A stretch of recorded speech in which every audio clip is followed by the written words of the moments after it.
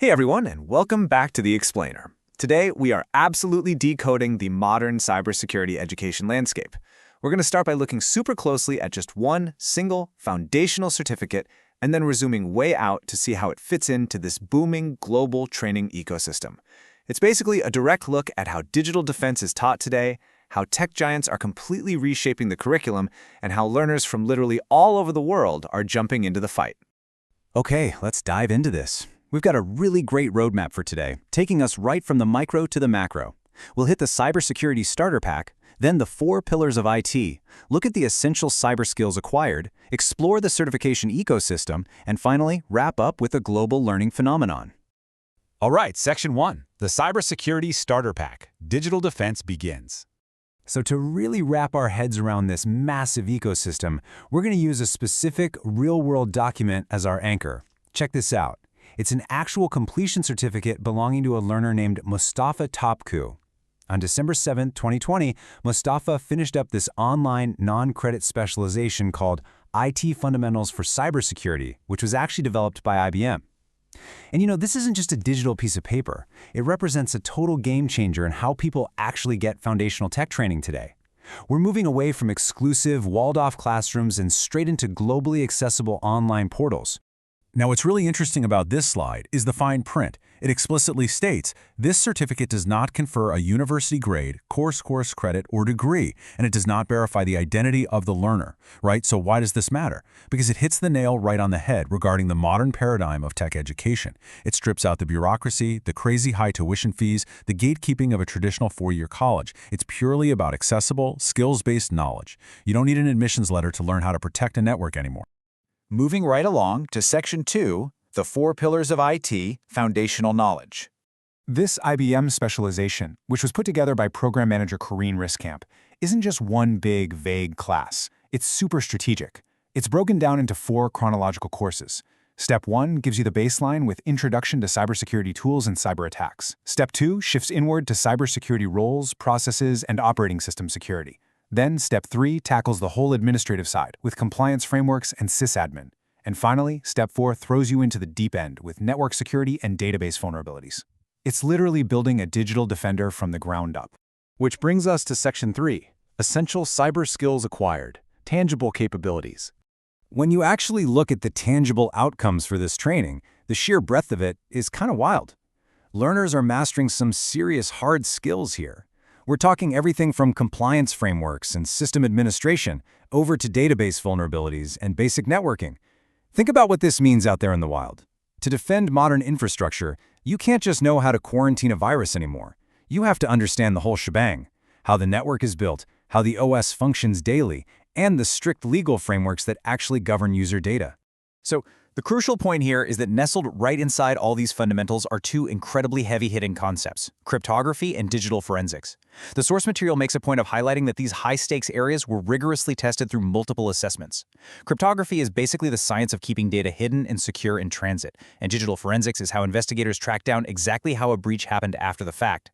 The fact that these are included in a quote-unquote fundamentals course, yeah, that just shows how intense baseline knowledge has to be in today's threat landscape.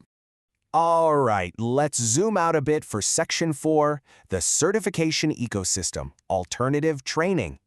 And this brilliantly illustrates that IBM is absolutely not the only player in town. If you look at the materials surrounding our source document, the competition is heavyweight. You've got the IBM IT Fundamentals track sitting right next to the Google IT Support Certificate and the CompTIA Cybersecurity Analyst, or CISA Plus specialization. What you're seeing here is a literal turf war. Major tech giants and established orgs are aggressively competing to train, certify, and recruit the next generation of cyber pros. It's created a completely parallel education universe outside of traditional academia. To really put the scale into perspective, just look at the audience demand in the related content data. We've got presentations like EduReka Cybersecurity Career Paths pulling in 4,000 views. The North Texas ISSA Threat Modeling Talk, 1,900 views. The EC Council's Penetration Testing Intro grabbing 1,300 views. These aren't just a few isolated students. We are talking about a highly active, incredibly hungry community of thousands of people actively hunting for technical guidance to level up their defensive skills. Let's move to our final section, number 5, a global learning phenomenon, worldwide education. Let's see how this builds out internationally, because this stuff has a truly global footprint. On the left here, localized cyber courses are popping up in global hotspots, from Delhi to Dubai, up to Edinburgh, and even regional tech hubs like Trivandrum and Kochi. But then, look at the right column. These foundational courses sit right alongside some incredibly cutting-edge tech niches. We're talking related materials on AI survival guides, crypto trading bot development, and multi-framework compliance.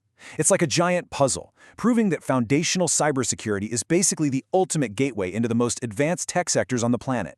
Because, all this training actually goes somewhere. It points to some seriously diverse career destinations. You might start with the IBM or Google fundamentals, but then you branch out into highly specialized roles. You could be a SOC analyst watching for network threats, a penetration tester proactively hunting for vulnerabilities, an ethical hacker grinding through the CEH V11 curriculum, or a cloud ALM specialist. It really goes to show that cybersecurity isn't just one job title. It's this vast, complex ecosystem of specialized defenders all working together. And that brings us to the end of this explainer. We've gone from a single IBM certificate on a screen to a sprawling worldwide network of localized training and bleeding-edge tech. The scale is just staggering. But it really all does start with that first building block of knowledge. So I want to leave you with this final thought. With endless certifications out there and a threat landscape that desperately needs new defenders, what will be your first step into the digital defense ecosystem? Thank you so much for joining me today. Keep learning, and I'll see you next time. Welcome to this explainer. I'm absolutely thrilled you're joining me today. We're going to be unpacking a highly requested and honestly incredibly exciting topic: navigating cybersecurity degrees, understanding what they actually cost, and mastering the whole study abroad process, specifically if you're starting from Kathmandu and looking out to the rest of the world. Whether you're coming from a management background, a science track, or you just have this deep curiosity for tech, this explainer is designed to give you total clarity. Let's get into it. Okay, so here's our roadmap for today. First, your future in cybersecurity. 2, the BIT versus BSc explained. 3, top university destinations. And 4, the ultimate study abroad checklist. Starting right off with Section 1, your future in cybersecurity. High demand, high reward. So I have a quick question for you to kick things off. Do you want to break into cybersecurity? I mean, it's literally one of the fastest growing, most dynamic tech careers on the planet right now. Every single day, major companies are facing massive digital threats, and they are absolutely desperate for professionals who can build digital walls and defend their data. If you're looking for a career that blends intense problem solving with incredible job security, well, you found it. And let's talk about the payoff. $130,000. That is the incredible earning potential we're talking about in places like the USA and Australia.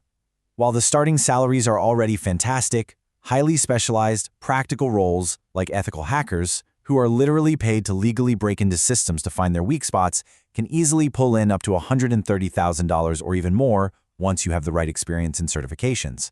So yeah, it's not just a secure job, it's an incredibly lucrative one. But how does that actually play out across different roles? Well, not every cyber job is exactly the same, and your salary usually lines up with your coding ability and technical depth. For example, if you become a cybersecurity analyst, monitoring threats and using security tools, you'll need a medium level of coding. And you're looking at an average salary between $85,000 and $110,000. For ethical hackers, the coding requirement jumps to medium high, and the pay follows suit, hitting that $90,000 to $130,000 range. But what if you aren't really a fan of coding? Actually, scratch that. You don't have to be. A forensics assistant role involves recovering data from hacked systems with a very low coding requirement, and you're still commanding an impressive $75,000 to $95,000. There is quite literally a path for every kind of tech learner here. Moving right along to Section 2, BIT versus BSc explained, choosing your academic path. First up, let's talk about the BSIT. That's the Bachelor of Science in Information Technology with Cybersecurity. This degree track blends broad IT foundational skills with very specific, highly practical cyber defense training. I really want to highlight this one because it is the absolute ideal recommendation for students coming from a +2 management background in Nepal with math and computer science. You aren't just thrown into the deep end of heavy academic theory. Instead, you get this amazing practical blend that makes you instantly employable across the whole IT sector.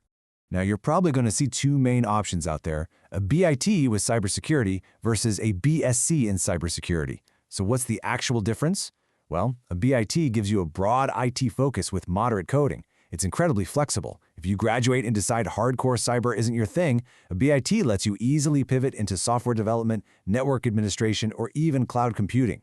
A BSc in cybersecurity, on the other hand, is a deep, deep dive. It demands high coding skills and prepares you for highly specialized roles like advanced hacking or cryptography.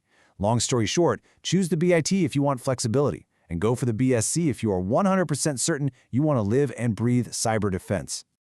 All right, Section 3, Top University Destinations, where to study and what it's going to cost.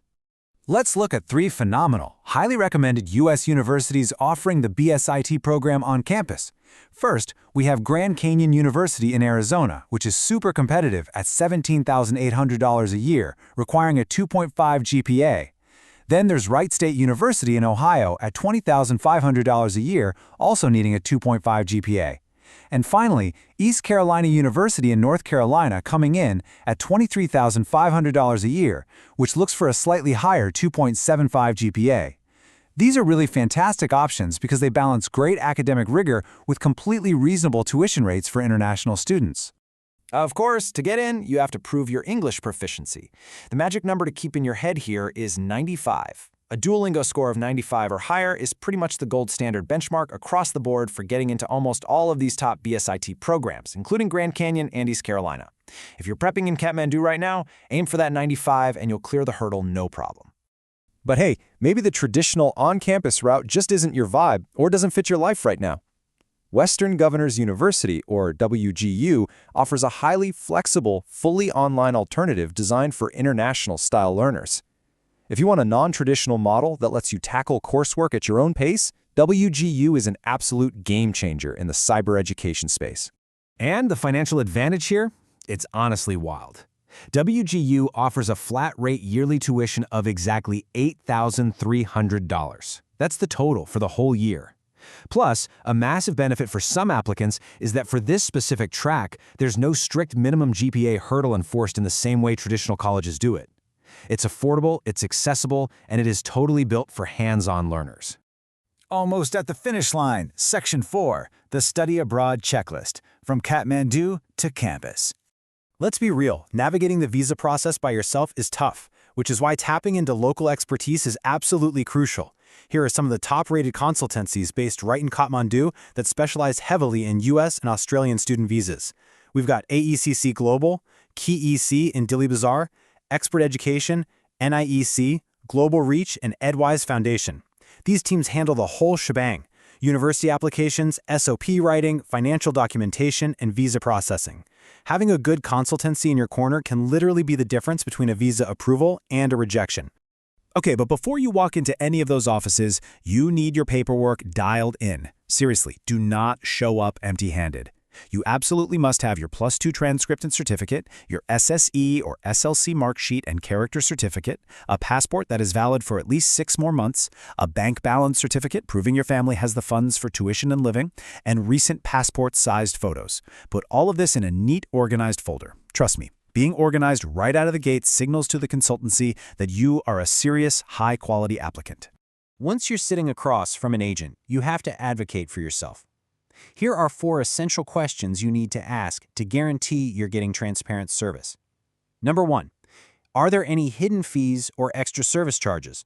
Number 2, will you actively help me secure my I-20 document from the U.S. university? Number 3, do you provide mock preparation for the actual visa interview? And number 4, are you officially partnered with my preferred university?